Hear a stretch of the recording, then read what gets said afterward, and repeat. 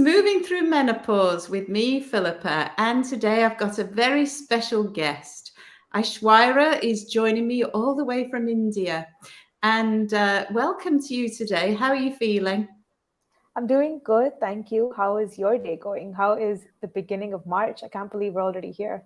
I know. And you know what? It's Pancake Day. Is that a thing now? Okay. It's a thing.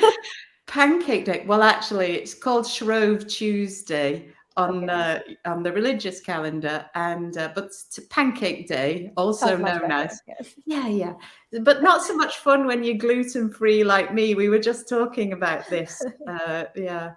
So yeah, it's really not the same in gluten free. But anyway, I was thinking of throwing some pancakes together later on. It's when you have children, and mine have both flown the nest. But you know, Pancake Day is something that you honour and with your children. It is in this country anyway. So yeah, I just kind of probably will do some in their honor, in their Okay, absence. Yeah, make some pancakes, gluten free, of course. of course. Then you can On enjoy them too.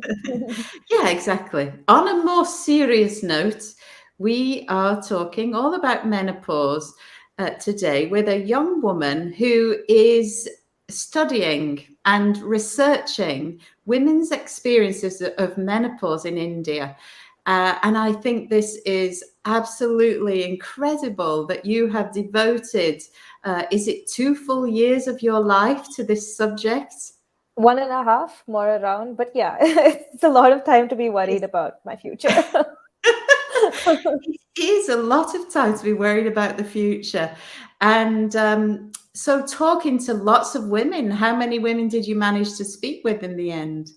So I think I've done both official, informal interviews, and I've also done interviews where, I mean, just conversations where I just speak to women and I stop some women in the mall. They weren't very happy when I asked them if they've been through menopause because I think they thought that I thought that they looked old. But I have talked to quite a few women. Formal interviews, 30, and I've Ah, spoken to medical practitioners as well. And I've spoken to family members of menopausal women too, because I think ooh, it's important to understand what everybody, sees menopause as. So yeah, it's been a journey. It's been a lot of talking. a lot of talking. And so, you're trying to understand the social sciences Mhm. of public health. And, you know, menopause is a massive public health concern. Well, women's health concern, particularly. But, you know, the ramifications of menopause in our futures. They don't just come and go; they can remain with us for the rest of our lives, and so it is a really important topic to be considering, but not just from the medical perspective, but from women's quality of lives Yes. perspective. So obviously, you're studying all about menopause, and you're nowhere near having your own. I'm assuming Yeah. because Far I off, mean, hopefully. hopefully far off. Yeah, Yeah. we I mean, we never know. The average age is 51, but Mm. everyone's experiences, of course, can vary depending on surgical interventions, medical conditions, and Yep. And of sometimes course, just as, where you're from as well. So in my study, oh, the average age is 47, and I believe in India it's 46. So yeah. oh, oh, yeah, that's fascinating, isn't it? So younger still. I was definitely smack bang on the average at 51. Well, the what is quoted as our average in the Mhm. UK, United Kingdom. But yeah, 47. So the fact that we know that this is actually approaching for a lot longer, you know, Mhm. when we reach menopause, we've spent 5 to 8 years, sometimes 10 years of kind of gradually working up to it. Yep. So I mean, that's potentially in your late 30s if you're in India then. Well, thank you, Philippa. I am Okay. definitely very Now you're concerned now. very worried. If it was possible, yes. So what were the challenges with that you might have encountered rather when you were approaching people to have these conversations? I'm Mm. curious to know the differences really because it isn't something that we would necessarily talk about openly in polite Mhm. conversation, and maybe certainly you might talk about it more readily with your peers. So, what were the challenges that you encountered? I think you really hit the nail on the head, where if I am a woman who's going through menopause and I ask another woman who's going through menopause about her menopause, she might want to share out of concern for me or out of, needing to vent to someone who's going through the same thing. But I am obviously, in the most cases, their daughter's age. And there was a lot of hesitation about speaking about their private lives and their intimate lives and just what they were going through, especially because most of the women who I spoke to hadn't even spoken to their own family members about their menopause. And for me, what helped was, and I came across this very accidentally. I did not have a plan. I did not plan on, going in there and coming up with a story. But I think what happened was building a story, and a truthful one at that, where I explained to them that the reason why I wanted to conduct menopause research was because my mother is at menopause age. And in an effort to help her, I tried to find information online, and there's not enough. And there's not enough non-medical facts about what she can experience or what her mental health might be like during this period. So when I talked to the women and I told them this, that I am actually a concerned daughter, really wanting to help my mother through this too, the floodgates really opened, where they were suddenly, very, very involved, and they wanted to help me because for them, the experience that they were having could not be changed.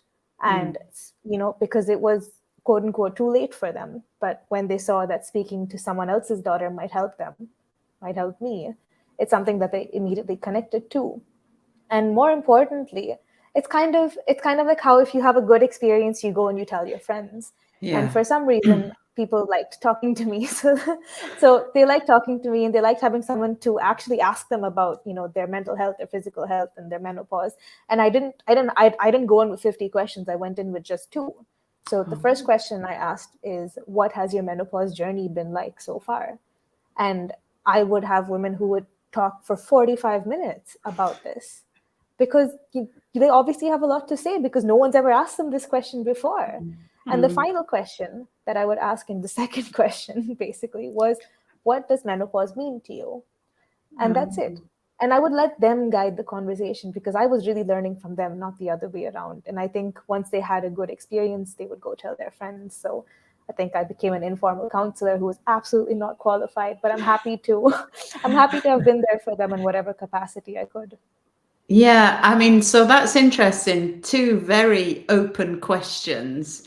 And did you find that there were a lot of parallels between the conversations? Because I know when I spoke to you last, you were in the middle of transcribing these conversations. Yeah. I can imagine that would have been quite a piece of work.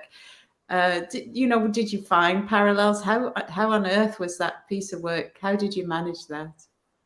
So every interview lasted a minimum of 1.5 hours. So you can imagine just the effort of transcribing things. And combined with the fact that a lot of the interviews were, even if they were primarily in English, there were bits and pieces of the native tongues thrown in. So transcribing softwares were a nightmare. So I refused to use those, because they would just make up their own words at some point. So it was more correcting than writing. But basically, for me, those parallels did not emerge, which is what kind of proved my point, which was that the menopause experiences are so unique that coming up with a protocol and shoving it in a doctor's face is not what's going to help the woman. It's a lot more than that. It's a lot more than a list of symptoms or a list of interventions or saying, go on this therapy or get your uterus removed. It's so much more than that. And while, of course, there were different themes that emerged of, women having their own support groups of other women, or women in COVID, right? Menopause during the COVID period, because that's when my research took place. And there were different themes, or just unsupportive husbands or unsupportive sons, supportive daughters. There was a lot of gender disparity. But at the end of the day, each experience was so unique that I'm sure that 30 is not going to cover it at all. But it definitely gave me an idea of the gaps that lie in both medical and social infrastructure. So that's interesting. Yeah, I mean, this is something I talk about all the time, the fact that our experiences are unique to us, and framed by our experiences in life, up to this point. And so even more unique to us.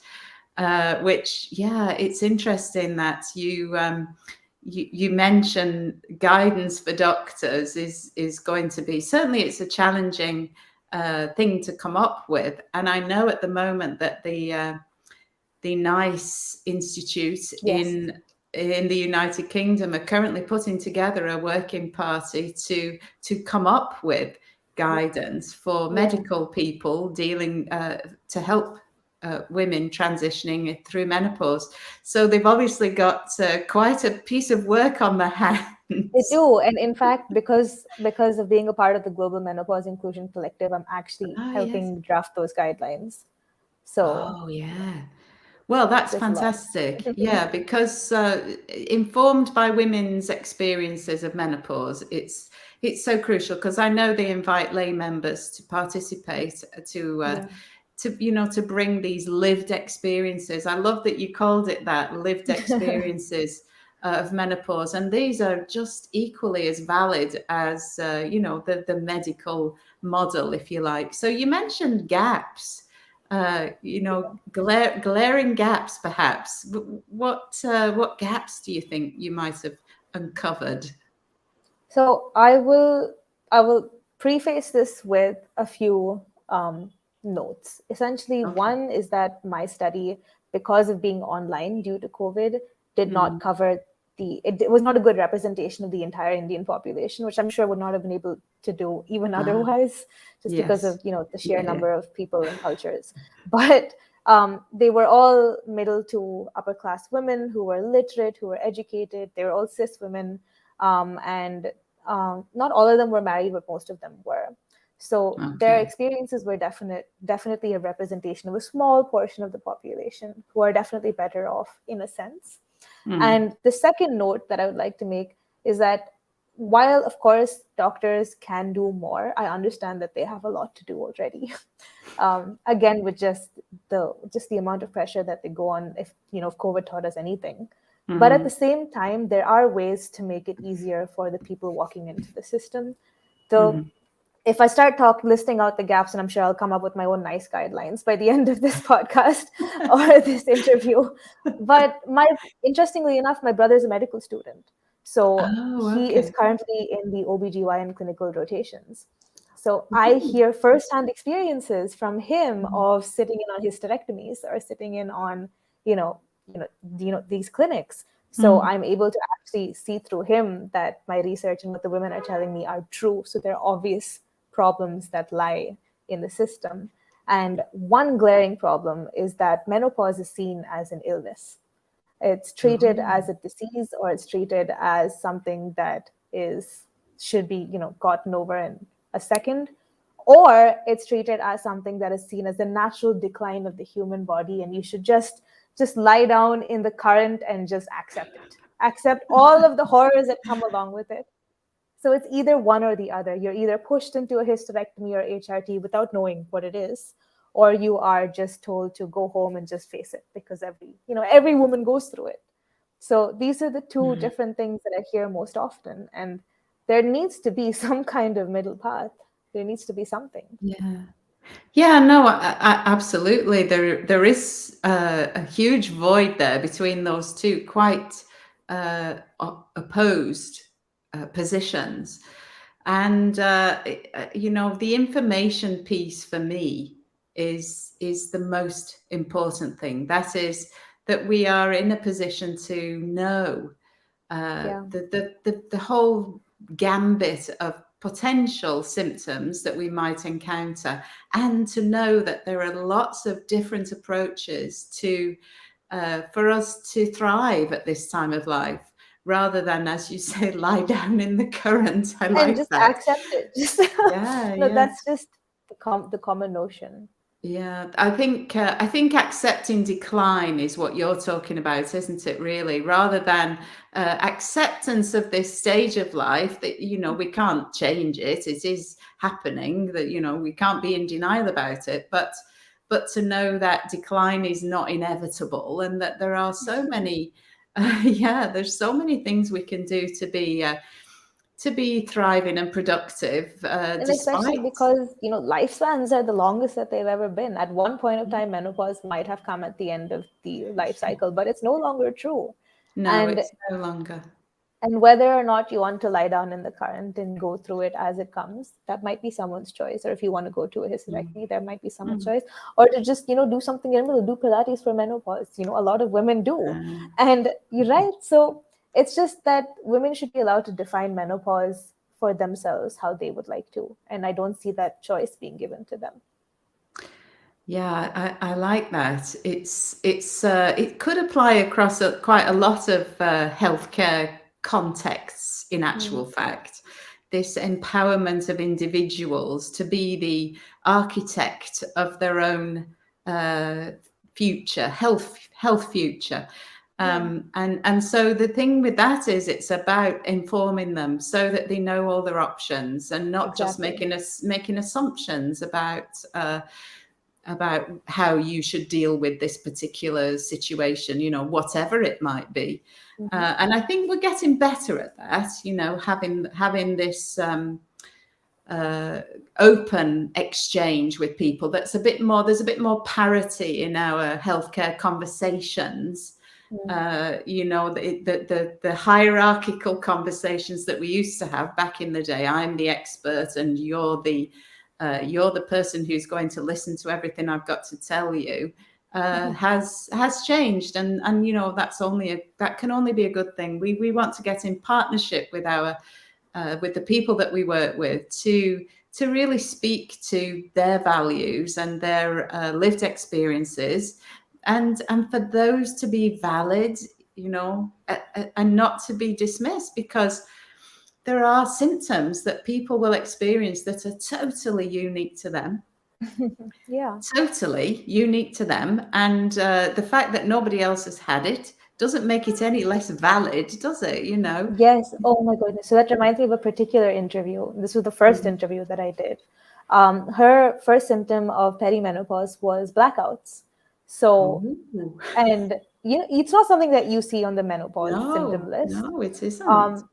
However, it's interesting that out of the 30 women that I interviewed, there was another woman whose first symptom was also blackouts. So we're obviously not updating our research enough. But essentially, she went to a general practitioner, as one does usually, and she was sent for an MRI by the end of it. So she did every single test possible in the book, was all set to be sent to an MRI. And she was driving, and she had a blackout. And she almost crashed her car. Luckily, she did not. She's safe. But in a conversation, she was in a very frightened conversation with her Kathak teacher, so with her dance teacher. Her dance teacher directed her to her gynecologist, who immediately said, it's obvious that you're going through menopause. You're the right age. It's a weird symptom that's come out of nowhere, and there's nothing else wrong with your body. Why hasn't anybody ever mentioned the word menopause to you? So she's doing much better now, and she's enjoying her post-menopause phase. But there is light at the end of the tunnel, that's for sure. So, I mean, I think you mentioned this to me before, that you've learned a whole lot of stuff about your potential health future that could be a little bit frightening, I think I know too much. That's the problem. Yeah, too much too soon. But too much too soon. Well, is that possible, do you think? I mean, this is a serious question, because we're taught in schools, well, certainly in the United Kingdom, we're taught in schools about puberty, and then we're taught about how not to have a baby, has to be said. But yeah, we're taught about reproduction, but I think maybe it's just coming onto the curriculum that young people will get educated about, what's happening at the other end of the reproductive spectrum. But what are your thoughts around that? About menopause being in a curriculum, or just about knowledge in general? Knowledge in general. When the younger women's, because for me, my experience was I kind of knew it was coming. I mean, of course, we know it's coming. But my mum hadn't talked about it. Anytime I mentioned it, she said, "Oh, I was fine," and left it at that.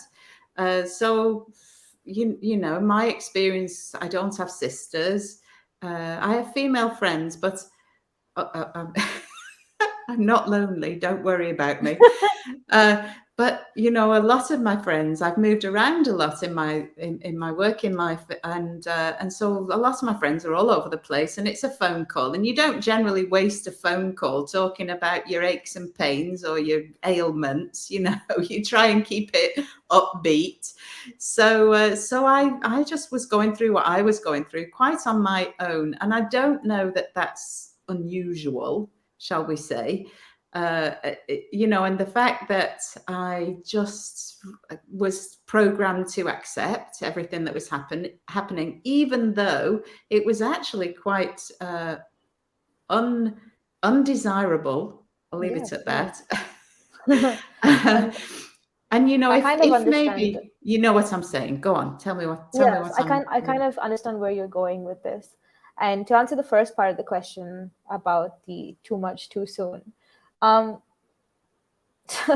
so in the beginning of my research, I was so shell shocked about menopause. I mean, I'm a 23-year-old. I had no idea that there were symptoms. I just thought your period got over one day, and I was blissfully waiting for that day to arrive until I learned that menopause was much more than that. It's not a day. You know, you can have symptoms for almost 10 years. So I called up the gynecologist and I asked her if she could get rid of my uterus right now and my ovaries right now so that I wouldn't have to go through menopause. So she did not go about that, you know, in a very decent, I mean, not decent, but she laughed at me, as she should have. She laughed at me. She was right too. She laughed at me and she said, "Excuse me, you're going to go through menopause even if you do that." So that was kind of, you know, I kind of realized that there's no escaping this. But the reason why I feel like perhaps I know too much is that things are changing, right? In my time of doing this research alone, I've met other people who are also doing research on menopause, and it's fascinating. And there is so much research being done in the UK, you know, not just about menopause in populations like mine, but also in neurodivergent populations, and just expanding the existing set of knowledge. And I hope that by the time I go through menopause, it's much better for me. At the same time, I did do a survey of school students just to understand, you know, what do they want to know? Has anyone asked them if they're ready? Because usually we just assume that kids are not ready to talk about anything to do with your reproductive system. Yes, so I spoke to them, and most of them said that they didn't understand enough about menopause, but they want to because their mothers are going through it and they'd like to help her. So there's definitely a turning tide towards wanting more information. And once again, unless we allow that information to be accessible, those people people are not going to be able to make the decision of whether they want it or not. So that's to answer your first question. And the second, about how you felt like your experience might have been in isolation, that is something that the medical system also doesn't understand. And it's one of the third problems, right? So the first is that it's either about get rid of menopause or get rid of your symptoms in a heartbeat, or second, of just go through menopause in all of its flaws. But at no point do you see that, yes, menopause is a phase of life, therefore it's not just about the woman. She lives in a context, she lives surrounded by people, and they go through it with her. So whatever the society's opinions are of menopause, it bleeds into, pun intended, her menopause journey as well, which is why I spoke to family members too. You know, if you have stories of unsupportive husbands, there's a reason why they're unsupportive, and there's something missing. If you have stories of women who feel liberated during their menopause, only to realize that now that they're the woman in the family who are not going through their periods, they're the ones who have to plan all the holy visits, and they suddenly have so much more work on their shoulders. There is something to talk about there too. So menopause menopause happens in a context. It's not something that happens inside the woman's body alone. So which is why social sciences need to bleed into public health. Oh, wow. Yes. You said a lot then. And actually, I was quite fascinated by what you said about holy holidays and women who are no longer having periods ending up with more responsibilities when it comes to organize it. Would you just expand on what you mean? Of course. So not everybody in the Indian population experiences religious taboo when it comes to menstruation, but there are definitely people who do. So in my study, there were two who wanted to speak about it. The others didn't bring it up themselves. So the two that brought it up, one of them said that she was looking for her menopause because her menstruation or her period would no longer be a dinner table discussion. So for her, interestingly enough, she was looking forward to an isolated experience because, her entire life, every day people are asking if she is on her period because they need someone to do the pujas, to do the what's the English word? What's the translation? I'm thinking, wow, I have no idea. Do the rituals. Yeah. So do the rituals in the temple every day, or, go on there. Like, are you allowed to go on your holy visit? Some women who are menstruating are not allowed to enter a temple. So she was looking forward to her menopause so that nobody ever talked about her uterus ever again. But for another woman, she did not want to go through her menopause because the women who are in charge of planning all the holy visits are the ones who never have to worry about menstruating. So potentially they have more responsibilities. yeah. Is that what you mean? Yeah. So when I heard the first experience, I was like, oh yeah, I expected this because, you think religious taboo and you think, oh great, it's the end of that. But then I heard the second experience and I was immediately reminded that everyone is so unique. You can have night and you can have day.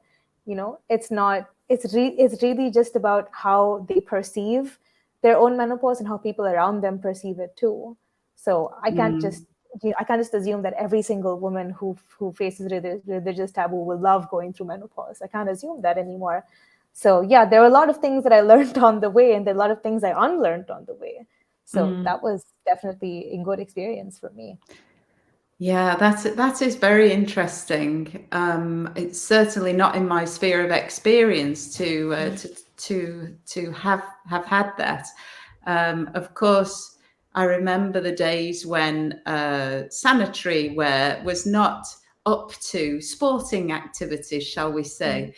And so that when you there might be days in the month when you would avoid certain things because of your flow, but yeah, to actually have to disclose that over the dinner table might not have been top of my list of things that I was going to enjoy as well. That is interesting. But yeah, you're so right that the same experience can be interpreted 180 degrees in opposition by different people living that same reality. Exactly. So it is totally fascinating. And this is the thing, of course, that we want to try and represent and acknowledge as we move forwards, making recommendations that populations are taken into consideration, not just the majority, the white majority, or whatever, that we take into account the fact that people are so uniquely different, and their needs are different as a consequence. I mean, I love talking to clever people who've been who've been doing clever things. And particularly, this is so impressive. I'm really very hats off to you, honestly, because it's such an amazing thing that you've taken this taboo, could be a taboo subject, and really broaden your knowledge, and then consequently you'll be helping lots of other people as a result. And so where do we see this taking you moving forwards? That's a good question. So even if I don't continue in research or in academia, so I'll be graduating with my master's soon, and I plan on moving into science communication, not into the academia route, just because, I don't know, science communication seems like a combination of the two things that I love. My menopause research would probably not be a part of my mainstream life, but having learned so much and having become so close to this movement, I know that I will always be that one person standing in a room where everyone's talking about their menopause, and I'm not going through it, but I'm still taking notes and I'm still asking questions. But it's really something that everyone can improve. You don't need to be a science student or a researcher or a Pilates instructor to be able to make menopause more, just to make menopause something that people can talk about, right? So that's something that I'm definitely taking away. And as you pointed out earlier on, basically these, listening to how the same experience was a 180 degrees for another person was a wake-up call to me about why we need lived experiences of menopause. Because whatever I would like to say and whatever I would like to do, I still belong to a very small section of society. So even if, of course, we don't want all white opinions, or like of just a human body that's of a Western origin, that even within India there are so many different ways, so many different social constructs. So basically what I'm trying to say is that the conversation about menopause really never ends, because you enter a new room and it's a whole different experience. So it's exciting. It really is. It's exciting. It is, yeah. I'm never going to stop talking about it, and so my hairdresser told me I should. He said it wasn't sexy, apparently, to keep talking about menopause. But then one of our celebrities, Davina McCall, she started talking about it, and then his ears pricked up. Yeah, now it's acceptable, you see. So, so yeah, if she's talking about it, then I definitely can carry on talking about it.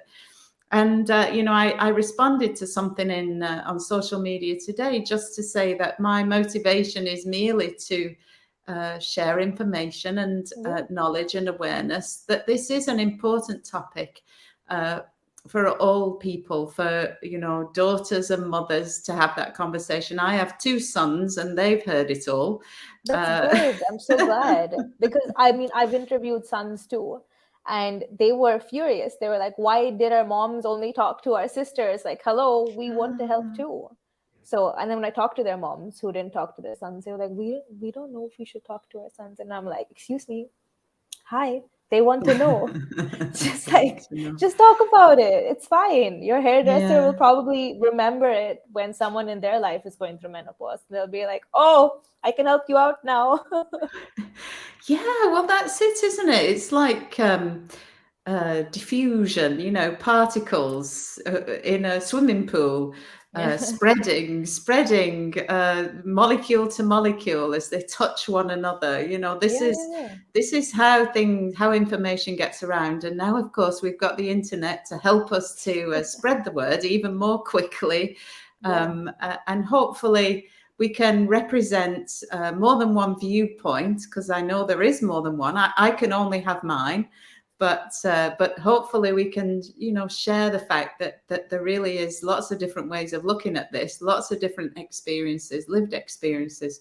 So thank you so much for sharing some of your experiences of conducting this research study. And I wish you all the best for your long and prosperous future. Thank you. Thank you so much for taking some time out of your day to come and chat to us. And let's stay in touch. We're in that menopause. We're in that menopause. What's the word? World, we'll call it. And if you wanted to join, anybody who's listening to this, wondering how to keep up the conversation, do join my Facebook group. It's called Moving Through Menopause. You'll recognize my face and join the conversation. Keep having the conversations, help one another, and spread the word and do your part. And of course, we're thinking of all those women in Eastern Europe at the moment who are having the most terrible time of it. So thank you so much, Aishwarya. It's wonderful to chat, and keep in touch. Speak again soon. Thank you. See you soon. Thank you. Bye. Bye for now.